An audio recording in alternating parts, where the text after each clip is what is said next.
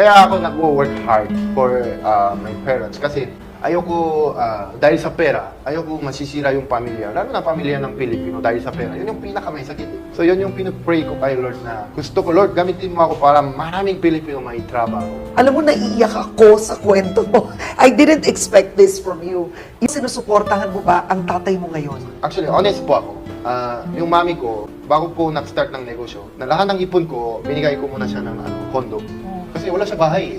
Nung pinadala niya ako sa Pilipinas, kahit isang araw, kahit isang gabi, never siya nakatulog ng diretso yung paa. Ibig sabihin, never daw siya nakatulog ng comfortable. Gusto ko matulog muna siya ng maayos. Nung artista po ako, hindi ako masyado magporma, hindi ako gumimik, hindi ako bumili ng kotse, nagre-rent lang ako, maliit lang, dito. Thank you, Mami Vice. Dito, lahat libre ako ni Mami Vice. Talaga nag-ipon po ako kasi gusto ko regalo sa mami ko na isang kondo, at least bahay. It takes so long kasi Mahal pala kondo doon.